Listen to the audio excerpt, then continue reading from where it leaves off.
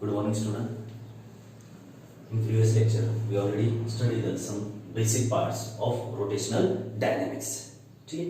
कालच्या लेक्चरमध्ये कालच्या दोन व्हिडिओमध्ये आपण बघितलंय radius vector related terms to the circular motion. पहिली टर्म बघितली होती आपण काय रेडियस वेक्टर काय फॉर्म्युला मिळाला होता आपल्याला s upon theta arc length upon theta. Next theta theta म्हणजे काय angular displacement arc length upon radius vector. Next काय भेटलं होतं angular velocity omega is equal to theta upon T म्हणजेच काय angular displacement per unit time is called as angular velocity. Next alpha alpha म्हणजे काय angular acceleration rate of change of angular velocity per unit time omega upon T. Next relation between angular velocity and linear velocity which is v is equal to r omega.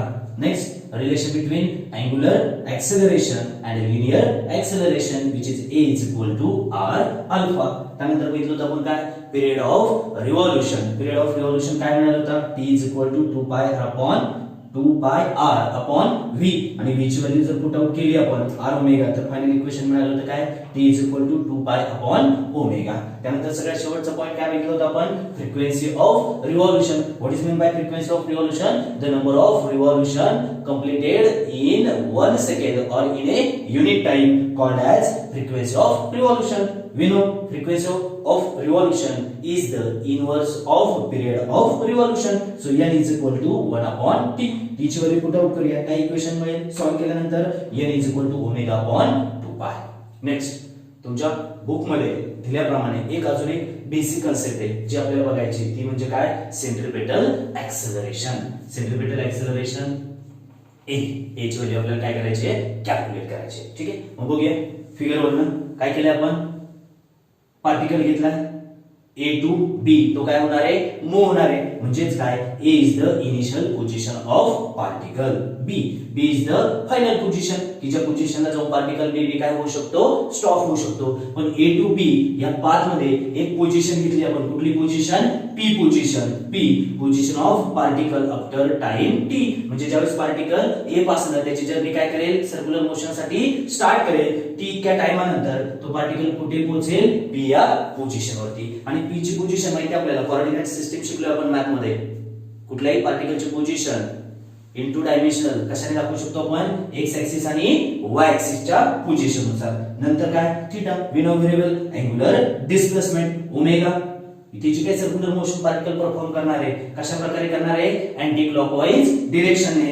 आणि omega is the angular velocity. Next from figure आता आपल्या डेरिव्हेशनला start होणार आहे. Particle performs uniform circular motion. What is mean by uniform circular motion the motion of the particle along the circumference of circle with constant time. ठीक आहे म्हणजे इथे time कसा असणार आहे कॉन्स्टंट असणार आहे म्हणजेच लिनियर व्हेलॉसिटी सुद्धा कशी असायला पाहिजे कॉन्स्टंट असायला पाहिजे. ठीक आहे आता 11वी मध्ये आपण चॅप्टर नंबर 2 मध्ये शिकलोय काय triangle law for vector addition आणि ट्रायंगल लॉ नंतर सगळ्यात शेवटचा पॉइंट शिकलो होतो आपण तिथे काय resolution of vector resultant vector. मग रिझल्टंट वेक्टर कसा फाइंड आउट करणार रिझल्टंट वेक्टर बघायचं आपल्याला p पोझिशन साठीचा काय मिळालं आपल्याला r बार. ठीक आहे i x plus j y x आणि y काय दाखवणार आहे आपल्याला p या पार्टिकलच्या positions and I and j both are unit vector so we get r bar is equal to ix plus jy. I and j are unit vectors. ठीक आहे आता त्यानंतर फिजिक्स मध्ये पोझिशन डिटरमाइन करण्यासाठी दोन पोझिशन आपल्याला माहिती आहेत हॉरिझॉन्टल आणि काय वर्टिकल. ठीक आहे आता कुठली पोझिशन दाखवताना हॉरिझॉन्टल कंपोनंट आपण नेहमी काय घेतो cos थीटा आणि वर्टिकल कंपोनंट काय घेतो आपण sin थीटा म्हणजेच काय x along x ऍक्सिस म्हणजेच कुठली पोझिशन हॉरिझॉन्टल पोझिशन साठी आपण काय घेणार कंपोनंट r cos थीटा आणि वर्टिकल along y ऍक्सिस म्हणजे वर्टिकल कंपोनंट y काय मिळेल आपल्याला r sin theta. x is equal to r cos theta y is equal to r sin theta. हे दोन्ही इक्वेशन आपण काय करूया इक्वेशन नंबर 1 मध्ये पुट आउट करूया. 1 मध्ये पुट आउट केल्यानंतर काय मिळेल मग equation r bar is equal to r as it is x ची व्हॅल्यू काय r cos theta plus j unit vector as it is y ची व्हॅल्यू काय r sin theta. ठीक आहे आता या आधीच आपण एक फॉर्म्युला बघितलाय कशाचा अँग्युलर व्हेलॉसिटी काय but angular velocity omega is equal to theta upon T. ठीक आहे. आता या इक्वेशन मध्ये काय दिसूया तिन्हीपैकी थीटा, बरोबर. मग थीटाची व्हॅल्यू काढूया आपण. काय मिळेल थीटाची value? Theta is equal to omega into T. काय मिळाली व्हॅल्यू आपल्याला थीटाची? Omega into T. आता ही व्हॅल्यू इक्वेशन नंबर 2 मध्ये पुट आउट करूया. काय मिळेल मग इक्वेशन आपल्याला? Therefore R bar is equal to I cap R cos ओमेगाची व्हॅल्यू सॉरी थीटाची व्हॅल्यू काय मिळाली आपल्याला? Omega T plus here J cap R sine थीटाची व्हॅल्यू काय पुट आउट करणार आता? Omega T. Equation number 3. काय डाऊट आता इथपर्यंत? बघा परत रिपीट करतोय मी. सुरुवात कशापासून केली होती आपण? Position of particle which perform the circular motion in the path A to B. काय असणार आहे? पार्टिकलची जर्नी असणार आहे, म्हणजे पाथ असणार आहे. A पासून पार्टिकल कुठपर्यंत जातोय? B पर्यंत. या पाथ मध्ये एक पोझिशन घेतली आपण, कुठली? P पोझिशन, जी कशाने आपण दाखवणार आहे? x आणि y ने, म्हणजे काय? along x axis and along y axis. मग by using triangle law for vector addition and resolution of vector नुसार काय इक्वेशन राईट करू शकतो आपण? r y is equal to ix plus jy. I and j are the unit vectors, okay, but we know very well x axis horizontal, y axis vertical. ठीक आहे. So मग आपण काय चूज करणार? Horizontal component आणि काय? Vertical component. So x horizontal component काय घेणार आपण? cos theta. So x is equal to काय मिळालं आपल्याला? r cos theta. y कुठला कंपोनेंट आहे? व्हर्टिकल कंपोनेंट, आणि व्हर्टिकल कंपोनेंट नेहमी काय घेतो आपण? sin theta. So y is equal to r sin theta. Value put out केल्या, फायनल इक्वेशन मिळालं आपल्याला r is equal to ir cos theta plus jr sin theta. But formula for angular velocity काय? Omega is equal to theta upon T. हे equation मध्ये कशाची value लागणार आहे आपल्याला? थीटाची व्हॅल्यू. मग इक्वेशन वरून कशाची व्हॅल्यू काढूया आपण? Theta. Theta is equal to काय मिळालं आपल्याला? Omega T. मग ओमेगा टी इक्वेशन मध्ये पुट आउट करूया, फायनल इक्वेशन मिळेल मग आपल्याला r is equal to ir cos omega T plus jr sin omega T. ठीक आहे. आता आपल्याला फाइंड आउट काय करायचंय? ऍक्सेलरेशन. काय फाइंड आउट करायचं आपल्याला? ऍक्सेलरेशन. बट ऍक्सेलरेशन म्हणजे काय? Rate of change of velocity. Okay, म्हणजे सगळ्यात पहिले कशाची व्हॅल्यू लागेल आपल्याला? व्हेलॉसिटी. लिनियर व्हेलॉसिटीची व्हीची व्हॅल्यू माहिती आपल्याला? नाही. मग ती व्हॅल्यू पहिल्यांदा फाइंड आउट करूया. Linear velocity. लिनियर व्हेलॉसिटी कशाने दाखवणार आपण? v ने. Therefore v linear velocity. काय डेफिनेशन बरं लिनियर व्हेलॉसिटीची? The rate of change of displacement. इथे डिस्प्लेसमेंट कशावरती डिपेंड असणार आहे? Position of particle. आणि पोझिशन ऑफ पार्टिकल कोण दाखवतोय आपल्याला? Position vector r bar. So rate of change of position vector per unit time is called linear velocity. मग काय फॉर्म्युला मिळाला? v bar is equal to dr bar upon dt. Simple. Equation number 3 कशाची value आपल्याकडे? r बार ची. इथे put out करूया. काय मिळेल मग आपल्याला? d upon dt in bracket. r बार ची व्हॅल्यू काय आपल्याकडे? i cap r cos omega t plus j cap r sin omega t. Okay. आता काय फाइंड आउट करायचं आपल्याला? डेरिव्हेटिव्ह. आपल्याला माहिती आहे कॉन्स्टंट फॅक्टरचा डेरिव्हेटिव्ह आपण कॅल्क्युलेट करू शकत नाही. आता इथे कॉन्स्टंट फॅक्टर काय आपल्याकडे? r, आणि दोन्ही याच्यामध्ये जो कसा आहे? कॉमन आहे. डेरिव्हेटिव्हच्या बाहेर घेऊया. काय मिळेल मग आपल्याला? r in bracket d of dt काय शिल्लक राहील मग इथे? i cap cos omega t plus j cap sin omega t. Okay. Next आता डेरिव्हेटिव्ह फाइंड आउट करायचा. युनिट वेक्टर आहे. युनिट वेक्टरचा डेरिव्हेटिव्ह फाइंड आउट करण्याआधी आपण काय करूया? या दोन टर्मचा डेरिव्हेटिव्ह सेपरेट फाइंड आउट करूया. काय मिळेल मग आपल्याला? r इन ब्रॅकेट काय मिळेल? d of dt. पहिली टर्म काय? cos ओमेगा t इनटू काय मिळेल? i कॅप प्लस सेकंड टर्मचा डेरिव्हेटिव्ह सेपरेट घेऊया आपण. काय? d of dt sin omega t into काय? j cap. ठीक आहे. आता डेरिव्हेटिव्ह आपण चॅप्टर नंबर 2 मध्ये काही बेसिक फॉर्म्युले शिकूया आपण. त्या फॉर्म्युल्यांचा वापर करूया आपण. इथे काय मिळेल मग आपल्याला? r. ठीक आहे. डेरिव्हेटिव्ह ऑफ cos थीटाचा डेरिव्हेटिव्ह काय मिळतो आपल्याला? Minus sin theta. ठीक आहे. त्याच्या आधी derivative omega T with respect to dt काय मिळेल आपल्याला? ओमेगा. ठीक आहे. Derivative with respect to cos theta काय मिळेल आपल्याला? Minus sin omega T. Okay. Into काय मिळेल आपल्याला? i कॅप प्लस इथे dt with omega T with respect to dt काय मिळेल आपल्याला omega. Okay, derivative with respect to sin थीटाचा derivative काय cos थीटा. ओके, इनटू काय j कॅप. ठीक आहे, आता इक्वेशन व्यवस्थित रिअरेंज करूया. इथे r कॉमन आहे, ओमेगा आहे, इथे ओमेगा आहे. ठीक आहे, मग r ओमेगा काय करूया आपण कॉमन घेऊया.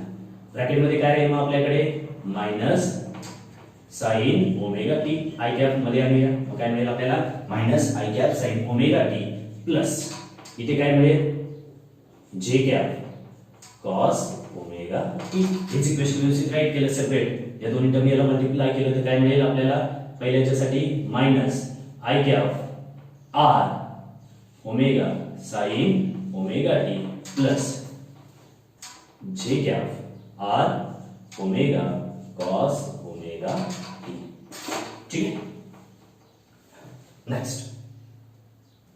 ठीक आहे, नेक्स्ट काय बघायचं आपल्याला आता काय मिळाली इथे लिनियर व्हेलॉसिटी काय मिळाली minus I R omega sine omega T plus J R omega cos omega T. काय फाइंड आउट करायचं आपल्याला acceleration. Which acceleration centripetal acceleration. Centripetal acceleration म्हणजे काय the acceleration directed towards the centre of circle. ठीक आहे, next जे काय असेल ते आपण परत नंतर बघूया. पण आधी आपल्याला काय मिळाली आहे व्हेलॉसिटी. काय फाइंड आउट करायचं आता ऍक्सेलरेशन. आणि ऍक्सेलरेशन वरनं सॉरी व्हेलॉसिटी वरनं ऍक्सेलरेशन फाइंड आउट करणं सोपं आहे. माहिती आहे आपल्याला definition. Acceleration is the rate of change of velocity per unit time. So acceleration is rate of change of velocity per unit time.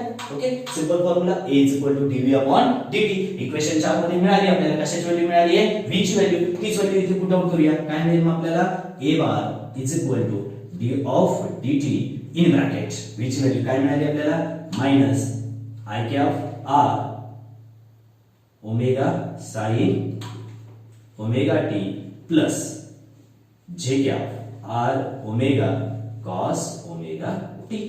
ठीक आहे, आता आपल्याला मशीन सांगितल्याप्रमाणे कॉन्स्टंट व्हॅल्यूचा डेरिव्हेटिव्ह आपण कॅल्क्युलेट करू शकत नाही. मग इथे दोन फॅक्टर कॉन्स्टंट आहे. कुठले दोन r आणि काय अँग्युलर व्हेलॉसिटी. r म्हणजे काय रेडियस वेक्टर म्हणजेच काय radius of the circle is always constant. आणि दुसरा काय घेतलाय ओमेगा. ओमेगा का कॉन्स्टंट ओमेगा म्हणजे काय अँग्युलर व्हेलॉसिटी. आणि इथे म्हटले आपण पार्टिकल कुठली सर्क्युलर मोशन परफॉर्म करतोय uniform circular motion. In uniform circular motion angular velocity of particle is always constant. So r omega दोन्ही मध्ये आहे कॉमन घेऊया आणि डेरिव्हेटिव्हच्या बाहेर काढूया. काय मिळेल मग आपल्याला a bar is equal to r omega in bracket आणि इथे कुठली टर्म राहील मग आपल्याकडे i cap sin omega t plus j cos omega t. Separate derivative घेऊन टाकूया आपण डायरेक्ट. काय मिळेल मग आपल्याला d ऑफ dt. काय शिल्लक राहिला इथे i कॅप नंतर राईट करूया. आधी काय घेऊया आपण sin बट कुठला sin minus sin omega t plus दुसऱ्या टर्म साठी काय मिळेल d of dt in bracket. इथे काय शिल्लक राहील r ओमेगा तर बाहेर गेला. काय राहील आपल्याकडे फक्त cos ओमेगा t सॉरी इथे i कॅप इथे cos ओमेगा t इनटू काय मिळेल आपल्याला j कॅप. ठीक आहे, सेम मागच्या सारखाच फॉर्म्युला यूज करायचा आहे. काय मिळेल आपल्याला a bar is equal to r omega in bracket okay omega t with respect to dt. काय मिळेल आपल्याला ओमेगा साइनचा derivative cos here minus sine so minus omega cos omega t okay into r cap. आता दुसऱ्या term कडे येऊया आपण omega t with respect to t. काय मिळेल आपल्याला omega derivative cos theta calculate करायचं आपल्याला. cos थीटाचा डेरिव्हेटिव्ह काय minus sine so plus minus काय मिळेल आपल्याला इथे मायनस ओमेगा इनटू cos चा डेरिव्हेटिव्ह काय sin ओमेगा t इनटू काय मिळेल आपल्याला j कॅप. आता इक्वेशन व्यवस्थित रिअरेंज करूया. इथे ओमेगा आहे इथे ओमेगा आहे दोन्ही ठिकाणी कुठली साइन आहे मायनस म्हणजे मायनस ओमेगा काय काढू शकतो आपण कॉमन काढू शकतो. मग काय मिळेल minus r omega into omega काय मिळेल आपल्याला ओमेगा स्क्वेअर इन ब्रॅकेट. काय शिल्लक राहील आता i cap cos omega t plus j cap sin omega t. Okay, equation equation number किती म्हणता येईल आपल्याला, इक्वेशन नंबर 4 झाला. So equation number 5. इक्वेशन थोडं अजून वेगळ्या पद्धतीने मी रिअरेंज करतो बघा. मायनस ओमेगा स्क्वेअर आर ने या दोन्ही टर्मला काय करूया आपण मल्टिप्लाय करूया. बघूया काय म्हणते equation. I cap R cos omega T plus J cap R sine omega T. Equation number 6. आता ब्रॅकेट मध्ये जो पार्ट लिहिणार आहे त्याच्यामध्ये काय टाकू शकतो बरं आपण. इक्वेशन नंबर 2 बघा बरं. काय इक्वेशन नंबर 3 बघा. I R cos omega T, I R cos omega T plus काय J R sine omega T plus J R sine omega T. म्हणजे पूर्ण ब्रॅकेटची व्हॅल्यू काय टाकू शकतो मी R bar. So A is equal to minus omega square R bar. This is the final expression for centripetal acceleration. Here negative sign का आले असेल बरं. बरोबर बघा इथे आर म्हणजे काय रेडियस वेक्टर, ओमेगा म्हणजे काय अँग्युलर व्हेलॉसिटी, तिथं कॉन्स्टंट आहे अँटी क्लॉकवाइज सेन्स मध्ये. ओके ए म्हणजे नक्कीच निगेटिव्ह साइन कशामुळे आली असेल ए आणि आर मुळे. म्हणजे काय acceleration is opposite in direction to the position vector. का अपोजिट डिरेक्शन. पोझिशन वेक्टरची डिरेक्शन नेहमी कशी असते सेंटर टू सर्कम्फरन्स आणि एक्सेलरेशनची डिरेक्शन कशी आहे सर्कम्फरन्स टू सेंटर. म्हणजे कशी अपोजिट इन डिरेक्शन. आता सर्कम्फरन्स टू सेंटर अशीच का. कुठलं एक्सेलरेशन बघतोय आपण सेंट्रिपेटल एक्सेलरेशन. सेंट्रिपेटल म्हणजे काय acceleration towards the centre of circle. म्हणजे एक्सेलरेशन कसं असणार आहे towards the centre, radius vector away from centre. म्हणजे काय both are opposite to each other. Therefore कुठली साइन आली आपल्याकडे minus sign negative sign. So A bar is equal to minus omega square R. ठीक आहे. आता यामध्ये अजून काही चेंजेस करू शकतो इक्वेशन मध्ये. यस करू शकतो. काय आलं इथे ओमेगा. आपल्याला माहिती रिलेशन कुठलं relation between linear velocity and angular velocity. ओमेगाची व्हॅल्यू आपण काढू शकतो का. यस काढू शकतो. Omega is equal to R इकडे मल्टिप्लाय इकडे गेल्यावर काय होईल डिवाइड होईल. So V upon R. ही व्हॅल्यू या इक्वेशन मध्ये पुट आउट जर केली आपण तर काय मिळेल आपल्याला a bar is equal to minus ओमेगाची व्हॅल्यू काय मिळाली v. So v upon r bracket square into r. Square करून घेऊया काय मिळेल मग minus v square upon r square into r. r r आणि याचा स्क्वेअर काय होईल कॅन्सल होईल. काय शिल्लक राहील आपल्याकडे मग a bar is equal to minus v square upon r. This is the final expression for centripetal acceleration. Simple minus आहे परत तेच रिझन आहे की काय व्हेलॉसिटी लिनियर व्हेलॉसिटी आणि काय एक्सेलरेशन दोघांची डिरेक्शन कशी असणार आहे एकमेकाला अपोजिट असणार आहे. किंवा इथे परत काय आलं आपल्याकडे आर आलाय. आर म्हणजे काय पोझिशन वेक्टर, ए म्हणजे काय एक्सेलरेशन. दोघांची डिरेक्शन कशी आहे अपोजिट. म्हणजे फायनल सेंट्रिपेटल एक्सेलरेशन मिळालं आपल्याला काय a is equal to minus omega square r or in the form of linear velocity काय मिळेल आपल्याला v square upon r. Okay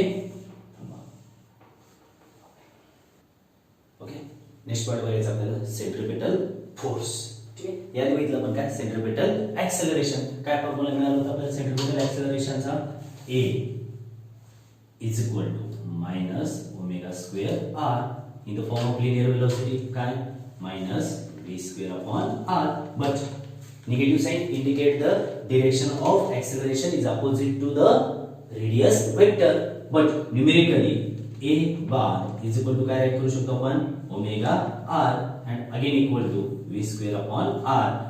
direction negative आहे अपोजिट आहे म्हणून साइन निगेटिव्ह आली आहे. व्हॅल्यू निगेटिव्ह आहे का नाही. न्यूमेरिकली दोन्ही व्हॅल्यू कशा आहे पॉझिटिव्ह आहे. So a bar is equal to omega r is again equal to v square upon r. ठीक आहे. आता आपल्या पॉइंट कडे येऊया सेंट्रिपेटल फोर्स. आता पार्टिकल काय परफॉर्म करतोय सर्क्युलर मोशन. आता सर्क्युलर मोशन परफॉर्म करताना पार्टिकल त्या सर्कम्फरन्सच्या अवे पण जात नाही आणि टुवर्ड्स पण जात नाही. म्हणजे याचाच अर्थ ऑब्जेक्टला एखादा फोर्स असेल की जो फोर्स अवे म्हणजे बाहेरच्या डिरेक्शनला ओढत असेल किंवा टुवर्ड्स म्हणजे आतल्या डिरेक्शनला काय करत असेल ओढत असेल. पण दोन्ही फोर्सची व्हॅल्यू जर सारखी असेल तर तो पार्टिकल अवे पण जाणार नाही आणि टुवर्ड्स पण येणार नाही. अलॉंग द सर्कमफरन्स तो काय होणार आहे, मूव्ह होणार आहे. ठीक आहे. मग ते जे काय फोर्सेस आहे त्या फोर्सचे टाइप बघायचे आपल्याला. त्यातला पहिला टाइप काय, सेंट्रिपिटल फोर्स, आणि दुसरा टाइप काय, सेंट्रीफ्युगल फोर्स. आता पहिला बघूया सेंट्रिपिटल. सेंट्रिपिटल म्हणजे towards the centre. Centri for centre म्हणजे ज्या फोर्सची डिरेक्शन कशी असायला पाहिजे, towards the centre of circle. त्या फोर्सला काय म्हणू शकतो आपण, centripetal force. The force acting on an object performing circular motion along the radius and towards the center of circle which is called as centripetal force. साधे simple भाषेत सांगायचं तर ज्या सर्क्युलर मोशन मध्ये ज्या फोर्सची डिरेक्शन कशी असणार आहे, towards the centre of circle, called as centripetal force. मग आता आपल्याला Newton second law of motion माहिती आहे. काय Newton second law of motion, force. कुठला फोर्स आहे, centripetal force is equal to काय, mass into acceleration. Mass into acceleration towards the centre म्हणजे कुठलं acceleration, centripetal acceleration. Centripetal acceleration काय घेऊया आपण, a बार. ओके. मग इथे व्हॅल्यू कुठे करूया, centripetal force is equal to mass centripetal acceleration ची मॅग्निट्यूड काय, ओमेगा स्क्वेअर r. ठीक आहे. किंवा दुसरी व्हॅल्यू काय पुट करू शकतो आपण, m इनटू a. याची व्हॅल्यू काय मिळाली आपल्याला, v square upon r centripetal force is equal to mv square upon r.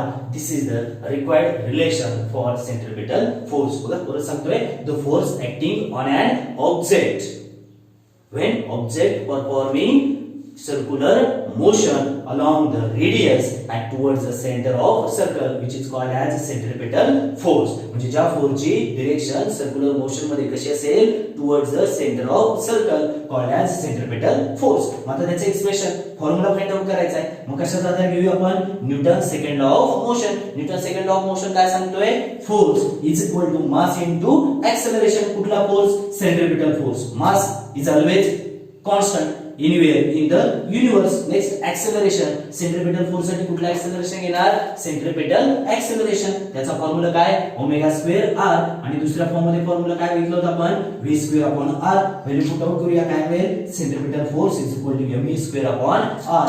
This is the final formula for centripetal force.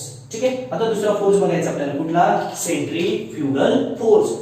एक शब्द चेंज करायचा म्हणजे डिरेक्शन चेंज करायची आहे. सेंट्रिपेटल मध्ये फोर्सची डिरेक्शन कशी आहे, टुवर्ड्स द सेंटर. त्याच्या अपोजिट म्हणजे कशी, अवे फ्रॉम सेंटर. डेफिनेशन काय करणार, the force acting on object when object performing circular motion along the radius. दोघांची जे काय फोर्स ऍक्ट होण्याची दिशा असणार ती कशी असणार आहे, along the radius. But centripetal मध्ये कशी होती, टुवर्ड्स द सेंटर. इथे कशी असणार आहे, अवे फ्रॉम सेंटर. म्हणजे काय, the force acting on an object when object performing circular motion along the radius but away from centre of circle which is called as centrifugal force. आता centripetal आणि काय बघायचं दुसरं आपल्याला, सेंट्रीफ्युगल फोर्स. दोघेही सारखेच असायला पाहिजे, जेणे त्यामुळे दोघांची मॅग्निट्यूड सारखी असेल तरच ऑब्जेक्ट काय परफॉर्म करू शकतो, सर्क्युलर पाथ. नाहीतर एकाची व्हॅल्यू कमी झाली किंवा एकाची व्हॅल्यू काय झाली, इन्क्रीज झाली, सर्क्युलर मोशन मिळेल का आपल्याला, सर्क्युलर पाथ मिळेल का, नाही मिळणार. म्हणजेच काय की सेंट्रिपेटल फोर्स आणि centrifugal force numerically both are equal. म्हणजेच काय, centripetal force is equal to centrifugal force. मग दोघांची व्हॅल्यू काय, mv square upon r. But जरी न्यूमेरिकली दोन्ही सारखे असेल पण दोघांची डिरेक्शन सेम आहे का, नाही. Both are opposite in direction. म्हणजेच काय, सेंट्रिपेटल साठी सपोज आपण फॉर्म्युला घेतला काय, mv स्क्वेअर अपॉन r. तर सेंट्रीफ्युगल फोर्स साठी काय राईट करावं लागेल मला, minus negative sign indicate the centripetal force is opposite to the centrifugal force, so minus mv square upon r. This is the final formula for centrifugal force, centripetal and centrifugal. आता दोघांमध्ये जर distribute करायचं ठरलं तर काय करणार, ठीक आहे. सेंट्रिपेटल मध्ये काय राईट करणार, फर्स्ट पॉइंट डेफिनेशन. काय डेफिनेशन मध्ये बघितलंय आपण, force acting on an object performing circular motion along the radius towards the centre of circle. Centrifugal मध्ये काय राईट करणार, away from centre. Both are vector quantity, yes दोन्ही पण कशा आपल्याकडे वेक्टर क्वांटिटी आहे, बट एक कसा आहे टुवर्ड्स द सेंटर, दुसरा कसा आहे अवे फ्रॉम सेंटर. ओके, आता सेंट्रिपेटल फोर्स, यस आपण अनुभवू शकतो का? यस अनुभवू शकतो. म्हणजेच काय centripetal force is A inertial frame of reference, centrifugal force is a pseudo force. बरोबर ना, तो एक्झॅक्ट दिसतो का आपल्याला, रिअल आहे का तो नाही, पण ऍक्ट होतो.